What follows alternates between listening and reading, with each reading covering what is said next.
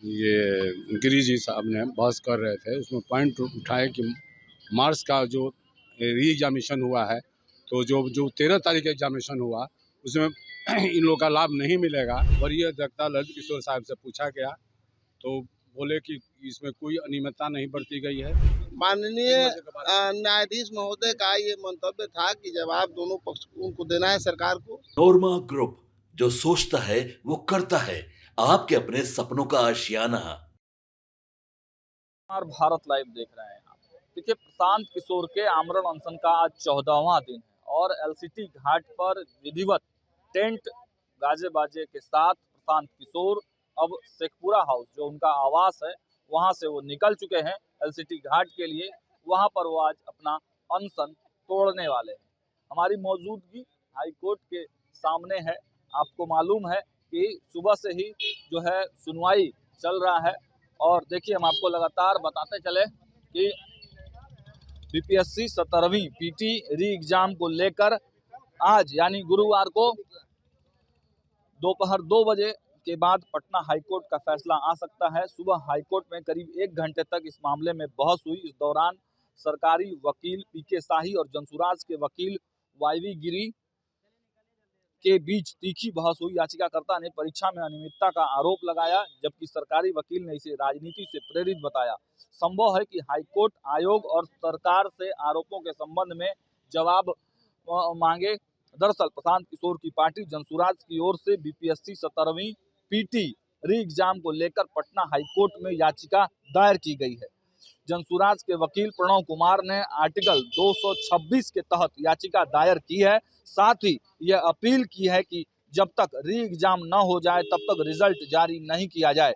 जंसुराज के अलावा पूर्णिया सांसद पप्पू यादव और खान सर की ओर से भी हाईकोर्ट में याचिका दायर की गई है। इसमें री एग्जाम कराने और प्रदर्शनकारी अभ्यर्थियों के खिलाफ तो एफआईआर को वापस लेने की मांग की गई है। पप्पू यादव ने 11 जनवरी को री एग्जाम की मांग को लेकर हाईकोर्ट में 150 पेज की याचिका दायर की है। उन्होंने कहा था, अभ्यर्थियों पर जो केस हुए हैं इसको लेकर अलग से पिटीशन फाइल हुआ है। लाठीचार्ज के लिए भी अलग से पिटीशन फाइल किया गया है। बीपीएससी के खिलाफ आंदोलन को खत्म करने में कोचिंग माफियाओं का हाथ है।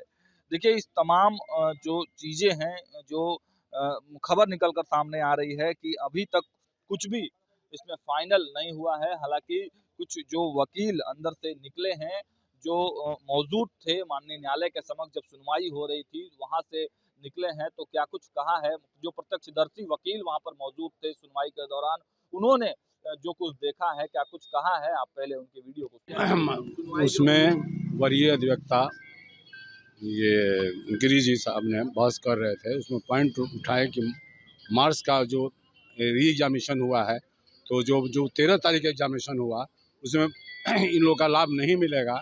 इसे 2 पॉइंट पर बिहार लोक सेवा आयोग से वरीय अधिवक्ता ललित किशोर साहब से पूछा गया तो बोले कि इसमें कोई अनियमितता नहीं बरती गई है। कोर्ट कहा कि 2 इशू है, उसको आप सर्टिफाइड कीजिए, जवाब दीजिए। उसमें कोर्ट कहा कि आप 4 दिन के अंतर्गत काउंटर एफिडेविट फाइल कीजिए और मैं इसको ये 4 दिन तक रोक लगाने की और आदेश को उन्होंने माने ओपन कोर्ट में माने जज साहब का व्यू था।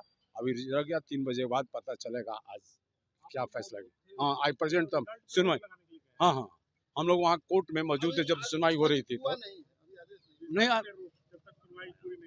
पूरी नहीं, 4 दिन का टाइम दिए हैं लोक सेवा आयोग को काउंटर फाइल करने के लिए कि उसमें हाँ तो करेंगे। अभी ऑर्डर आया नहीं, ऑर्डर अभी रिजर्व है कोर्ट में।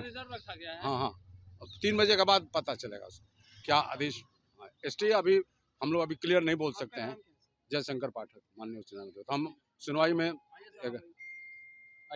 जब वो सारी अभी हम लोग सब लोग वहीं थे, अभी कोई क्लियर आदेश नहीं आया है। माननीय न्यायाधीश महोदय का ये मंतव्य था कि जवाब दोनों पक्ष को देना है सरकार को और स्थगन के बिंदु पर 3 बजे के बाद कोई अपना आदेश देंगे। अभी तो कोई आदेश हुआ नहीं है, स्थगन नहीं हुआ है अभी। क्या क्या हुआ सुबह से, अगर घटनाक्रम को बताइए आप, सुबह से क्या क्या हुआ? सुबह से तो हम थे नहीं, हम सुनवाई के समय में गए थे। सुनवाई के समय आते हैं। जिन सबूतों की बात हो रही थी सर, तो क्या वो सबूत पेश हुए? जो सीसीटीवी की बात चल रही थी कि हाँ सीसीटीवी हाँ, सब दिखाया गया है। सब दिखाया रीट गया याचिका में रीट याचिका में दिखाया गया है सब चीज। रीट याचिका में सब दिखाया गया है। कोर्ट में बहस हुआ है। अब उधर के सरकार के तरफ से वकील जवाब देंगे, उसके बाद ही फाइनल आदेश होगा। अभी तक नहीं लगा है, 3 बजे के बाद आदेश आएगा। क्या लग रहा है सर कि फैसला किसके हक में जा सकता है? क्या अभी फैसला नहीं, अभी लग नहीं रहा है जो कोई फैसला फाइनल होगा। अभी सुनवाई के बाद ही होगा। लगता तो है कि न्याय के हित में इसको कैंसिल होना चाहिए। आज फैसला आ जाएगा कि अगला डेट फिर पड़ने जाएगा? नहीं, आज यदि आएगा भी तो अंतरिम कुछ फैसला आएगा। अंतिम फैसला आएगा। यस, फैसला फाइनल आ नहीं रहा है। ठीक है सर, परिचय बताइए। मेरा नाम बीके पांडे है, पटना हाई कोर्ट में अधिवक्ता है। आपके सपनों को हमने सजाया है, ई होम्स पैनोरामा को हमने बनाया है। ई होम्स मेरा एक सपना था जिस पे मैं पिछले 4 साल से काम कर रहा था। हमने जो बनाया है वो सबने है माना। ई होम्स पैनोरामा में हो आपका भी आशियाना। और फाइनली हमने 2021 में इस प्रोजेक्ट को लॉन्च किया। बहुत लोग अप्रिशिएट कर रहे हैं कि पूर्णिया जैसे शहर में, बिहार के, एक तो बिहार की बात करें उसमें भी पूर्णिया जैसे छोटे जगह में इस तरह का लाइफस्टाइल देना, ये सुन के हम लोगों को बहुत अच्छा लगता है। ई होम्स में हमने कुछ और भी किया है, जैसे हम जिस जगह में रह रहे हैं हमारे फैमिली सिक्योर हो, उनको सिक्योरिटी का ध्यान में रखा है।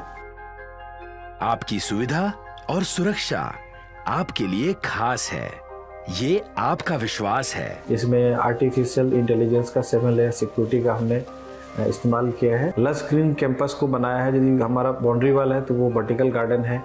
ये जितनी भी फैसिलिटी होता है एक इंटरनेशनल टाउनशिप में, ई होम्स है, ये हम लोग विश्वास नहीं कर पा रहे हैं। जो भी हमारे मित्र दोस्त या जो भी हमारे बाहर के बाहर आते हैं तो हम लोगों को बहुत अच्छा सुनने को मिलता है और बहुत अच्छा क्रेडिट मिल रहा है। वो सारा हमने सिर्फ एक बिल्डिंग नहीं बनाया, हमने एक बहुत अच्छा लाइफस्टाइल दिया ई होम्स में, और मेरा एक सपना था जिसको मैं आज फुलफिल होते हुए देख पा रहा हूँ। ये आपका आवास है। ई होम्स पैनोरामा में अब आपका निवास है। E Homes Panorama, luxurious lifestyle redefined. Panorama Group, जो सोचता है वो करता है। अगर ये वीडियो पसंद आई और वह बिहार के राजनीति और बिहारियत से सरोकार रखेनी तो सब्सक्राइब बटन दबा के चैनल के सब्सक्राइब कर ली। ओजे एगो घंटी बा, ओकरा बटन दबा देला से कुल सटीक और मारक खबर रुआ मुफ्त में मिल जाई। अगर रुआ पत्रकारिता के हमनी के नया प्रयोग में सहयोग कर चाहतानी तो ज्वाइन बटन दबा दी। पेटीएम नंबर नोट कर ली 9386816700।